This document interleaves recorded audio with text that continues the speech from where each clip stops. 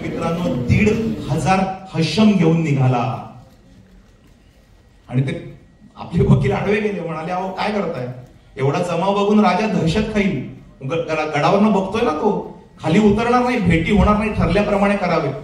खानाने कसलाही विचार न करता तसाच त्या सरदाराला सांगितलं इथे थांब, आणि खान पालखीत बसला होता, त्यामुळे ते पालखी उचलणारे भोई 10 अंगरक्षक आणि 2 वकील यांच्या समवेत तो शामियानात आला. खान आधी म्हणजे पहिल्यांदा तो आला शामियाना, तर तो शामियाना पाहून दिपला.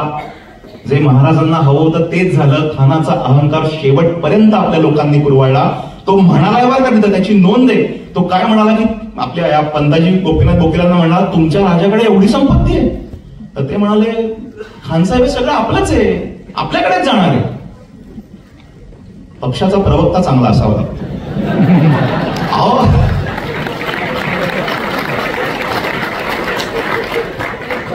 असा इतिहास सांगतो.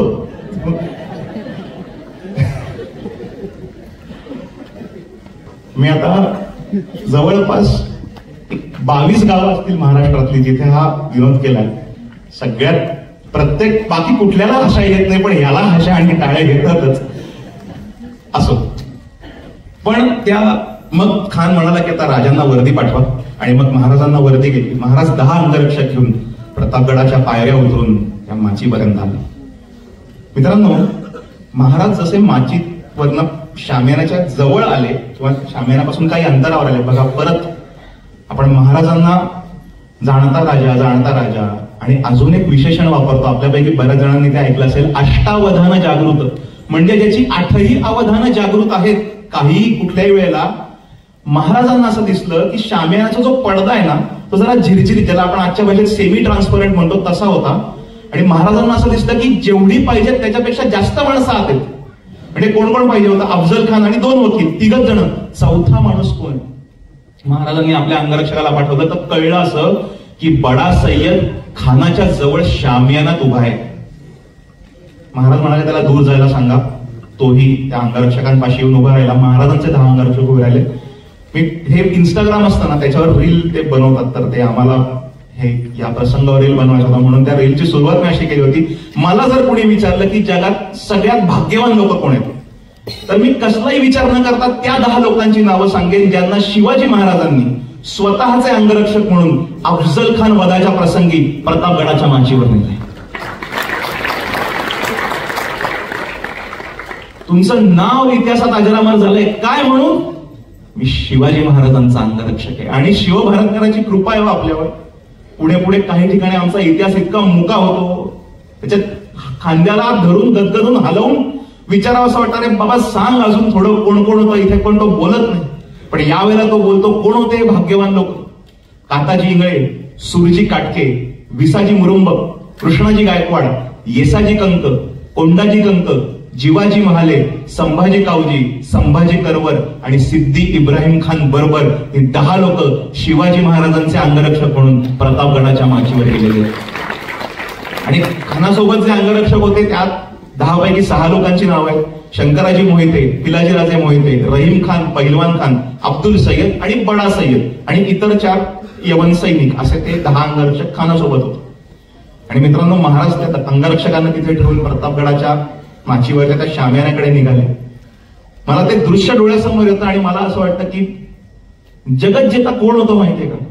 आमच्या शिवशाहिरांनी लिहून ठेवले, जग तो माणूस जिंकू शकतो तो 12 अमावस्यांनी गराडा घातल्यानंतरही ज्याचं मन खंबीर राहतं ना, तो जग जिंकू शकतो. आणि शिवाजी महाराज होते तसं. पडदा बाजूला करून महाराज आत गेले. 2 वकिलांनी ओळख करून दिली आणि महाराजांना बघून खान काही बोलला, म्हणजे त्याने भाषण केलं, ते दिलंय बरं का त्याचं. तो काय म्हटला की तू आदिलशाहीचा गुन्हेगार आहेस, तू आमचे किल्ले घेतलेस, मुलूक बळकावलास. आता मी तुला विजापूरला घेऊन जाईन, आदिलशाह समोर नाका कळायला लावेन दरबारात. या जगावर सत्ता चालते मुघलांची, आदिलशाहची, असं या प्रकारचं. आणि त्याने आलिंगनासाठी भाऊ बसवले आणि महाराज खानाकडे निघाले. मित्रांनो, इथून पुढच्या काही क्षणांनी तुमच्या माझ्या धर्माच्या, राष्ट्राच्या, भाषेच्या, अस्मितेच्या, अभिमानाच्या, स्वाभिमानाच्या अस्तित्वाची व्याख्या लिहिली. हे क्षण नसते तर तुम्ही आज इथे बसलेले नसता आणि आम्ही इथे बसून तुम्हाला हे सांगू शकलो नसतो. आणि हे भावनिक वाक्य नाहीये मित्रांनो, याला ऐतिहासिक संदर्भ आहे. हे प्रचंड रॅशनल वाक्य आहे. आणि महाराज खानाच्या मिठीत सामावले. महाराज खानापेक्षा उंचीने खूप कमी होते, छातीला डोकं लागत होतं खानाच्या. आणि आपल्या ताकदीचा फायदा घेऊन तत्क्षणी खानाने महाराजांची मान आपल्या डाव्या बगलेत दाबून धरली. एक शस्त्र काढून महाराजांच्या पाठीत चालवलं. चिलखतामुळे अंगरखा फाटला.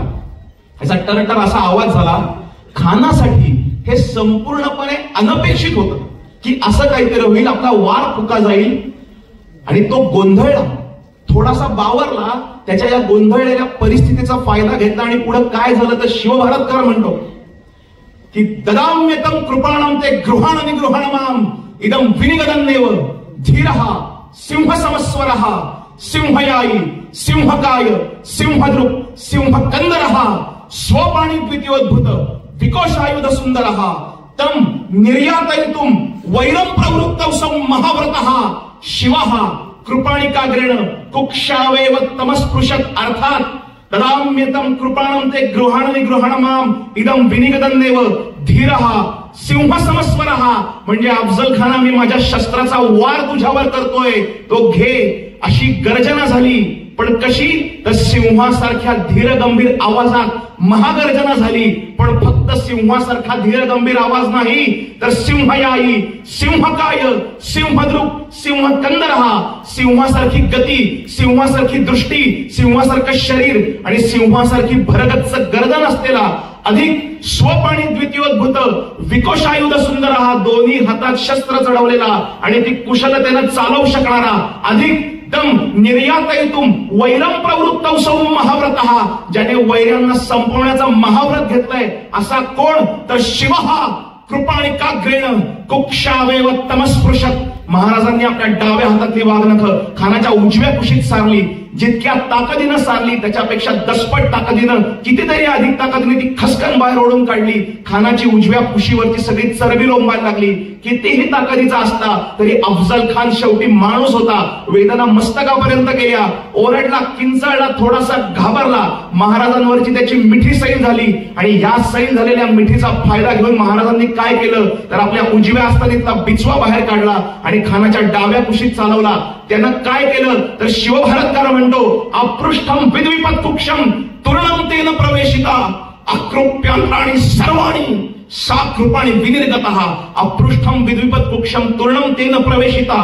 ते पात, तूर्ण म्हणजे पात, प्रवेश करताना कुठपर्यंत गेलं, अपृष्ठम विद्विपत कुक्षम पाठीपर्यंत गेलं. आणि बाहेर येताना काय करत आलं, अकृप्यांत्राणि सर्वाणि सा कृपाणि विनिर्गतः. सा म्हणजे ते, कृपाण म्हणजे हत्यार, विनिर्गत म्हणजे बाहेर येताना, अकृप्यांत्राणि सर्वाणि सर्व काही फाडत आलं. मग ते खानाचा आतडा असेल, कोथळा असेल, रक्तवाहिनी असतील, धमन्या असतील, चरबी असेल, मांस असेल, सगळं काही फाडत आलं. अकृप्यांत्राणि सर्वाणि सा कृपाणि विनिर्गतः.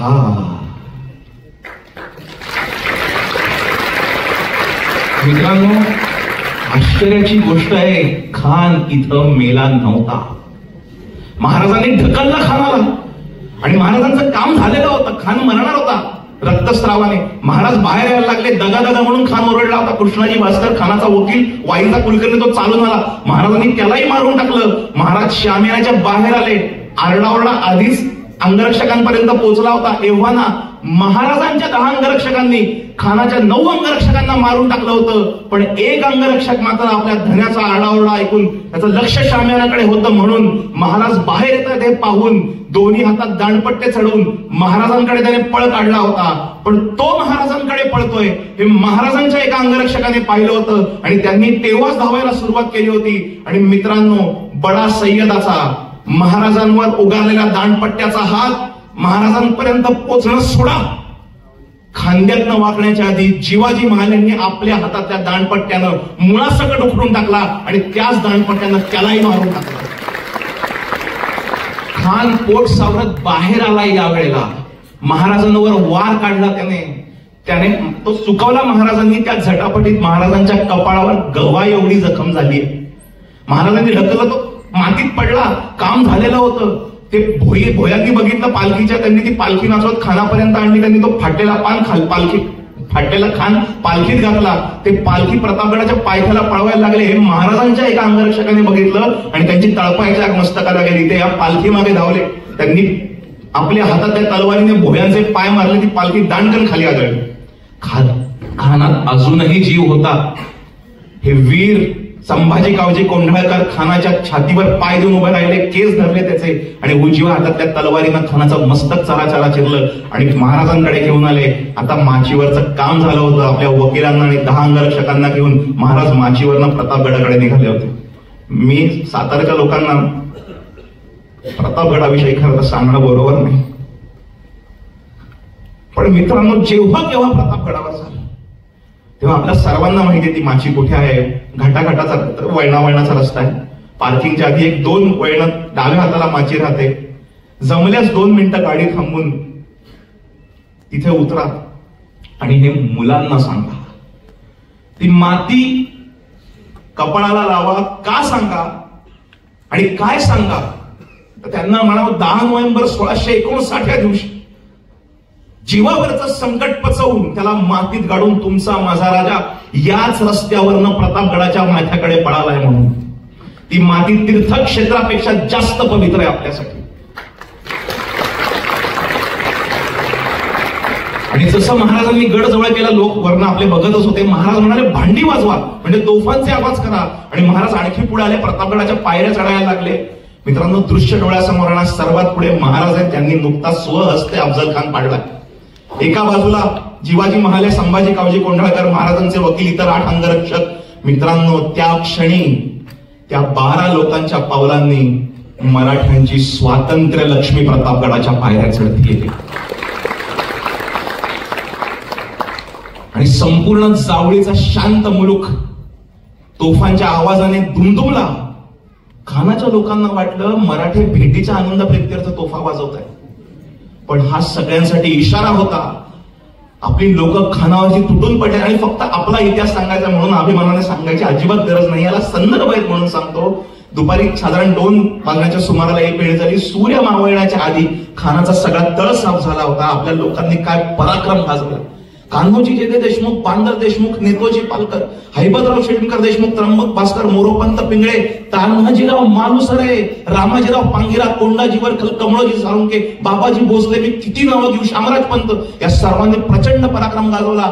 65 हत्ती, 1200 उंट, 4000 घोडे, 3 वर्ष पुरेल इतका अन्नसाठा, 7 लाखांच्या सोन्याच्या मोहरा, 2 लाखांचे जड जवाहीर, 2000 कापडाची ठाणं, तोफा, दारुगोळा, तलवारी, इतर सगळा लष्करी आसबाब. जणू काही ताजुल मुखद्दिरात उर्फ बडी बेगम हिने अफजल खानाच्या हस्ते शिवाजी महाराजांसाठी आणि हिंदवी स्वराज्यासाठी आहेर पाठवला होता. तो महाराजांनी जावळी ठेवून घेतला. फतेह मुबारकीचा दरबार भरवलाय. त्या दिवशी महाराजांनी संध्याकाळी कान्होजी जेधे देशमुखांना दरबारातल्या पहिल्या तलवारीचा मान दिला.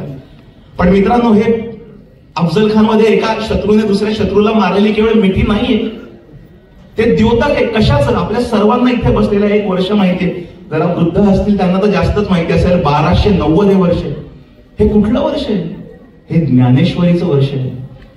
पण ज्ञानेश्वरी सांगत असताना जेव्हा एकीकडे माऊली ज्ञानेश्वरी सांगतायत त्याच वेळेला उत्तरेतले धर्मांध इस्लामी आक्रमक पहिल्यांदा नर्मदा ओलांडून महाराष्ट्रावर आले आणि यादवांचा गरुड ध्वज कोसळला. यावनी आक्रमणाच्या असंख्य लाटा आल्या. महाराष्ट्र पारतंत्र्यात पडला. ती पारतंत्र्याची काळरात्र जाऊन स्वातंत्र्याचा जो अरुणोदय झाला तो 6 जून 1674 रायगडावर महाराजांचा राज्याभिषेक. पण स्वातंत्र्याचा तो सूर्य उगवायला जी पहाट उजाडावी लागली होती ना, ती पहाट प्रतापगडाच्या माचीवर अफजल खानाला फाडून महाराजांनी स्वहस्ते भर दुपारी घडवून आणली होती. इतका मोठा आहे अफजल खान मध्ये. त्याची तिथी देतो तो शिवभारत करतो. म्हणतो 1 शित्याधिके पंच दशमी संमिते शते शाली वाहे शके संवत्सरे चैव विकारिणी मासी मार्गे सिते पक्षे सप्तम्यां गुरुवासरे मध्यान्हे दैवतद्वेषी शिवेना फजलो हतः अर्थात श्री नृप शालिवाहन शके 1581 विकारी नाम संवत्सर मार्गशीर्ष शुद्ध षष्ठीसह सप्तमी गुरुवार गुरुवार ये दिनी श्री शिवछत्रपतींनी 32 दातांचा आदिलशाही बोकड प्रतापगड भवानीला चढवला. महाराजांनी खान एकांगी करून मारला. राजाने कर्म केले, यश आले. शिवतेजाचे तांडव घडवी प्रचंड हाहाकार. शिवतेजाचे तांडव घडवी प्रचंड हाहाकार. राणी उठला स्वतंत्रतेचा मंगलमय हुंकार. नावगडाचे सार्थ जाहले करुण पराक्रम थोर. नावगडाचे सार्थ जाहले करुण पराक्रम थोर. अन चमके गगनी प्रतिपदेच्या चंद्राची ती कोर. चमके गगनी प्रतिपदेच्या चंद्राची ती कोर. तुम्ही म्हणाला अरे आता म्हटलं ना भर दुपारी फाडलाय, मग ही प्रतिपदेची चंद्रकोर कुठली काढली? तर पण ती चंद्रकोर आपल्या सर्वांना माहिती. प्रतिपद चंद्रलेखेव वर्धिष्णुर विश्ववंदिता साहसुनो शिवस्यैषा मुद्रा भद्राय राजते. प्रतिपदेच्या चंद्रकोरीप्रमाणे वाढत जाणार शहाजी पुत्र शिवरायांचं हे लोक कल्याणकारी राज्य, त्याच्यातली ही प्रतिपदेची चंद्रकोर आहे. प्रतिपद नावगडाचे सार्थ जाहले करुण पराक्रम थोर. अन चमके गगनी प्रतिपदेच्या चंद्राची ही कोर. अन माचीवरुनी ओघळ वाहे उगमाच्या या ओठी. असा प्रतापगड आहे. मध्ये जावळीचं खोर आणि हा महाबळेश्वराचा डोंगर आपल्या सर्वांना माहिती. आणि त्या महाबळेश्वराच्या डोंगरावर महाराष्ट्राच्या 5 गंगा उगम पावतात. कृष्णा, कोयना, वेण्णा, गायत्री आणि सावित्री. आणि म्हणून हे लिहिलंय की माचीवरुनी ओघळ वाहे उगमाच्या या ओठी. शत्रूच्या रक्ताने भरली पंचनद्यांची ओटी. मग अवखळ कन्या वाहू लागल्या घेऊन रूप टपोर. अवखळ कन्या वाहू लागल्या घेऊन रूप टपोर. चमके गगनी प्रतिपदेच्या चंद्राची ही कोर. अन बसे डोंगरी महाबळेश्वर राजा शिखरांचा. तिथेच कृष्णामाईच्या शेजारी त्या महाबळेश्वर महादेवाचं मंदिर आहे. बसे डोंगरी महाबळेश्वर राजा शिखरांचा. युगे लोटली भंग न होई त्याच्या ध्यानाचा. मग दरीत घुमली किंकाळी अन आक्रोश आला कानी. गाढ समाधी महादेवाची गेला भंग करून. तो महादेव आदिदेव कधीपासून तिथं ध्यानस्थ बसलाय. त्याच्या कानावर अनेक आक्रोश पडतायत, पण तरी त्याचं ध्यान भंगलं नव्हतं. पण एका दुपारी एक वेगळी किंकाळी त्याच्या कानावर पडली. महादेवाचं ध्यान भंगलं. त्याने आपलं आसन सोडलं. तो रावळातनं बाहेर आला.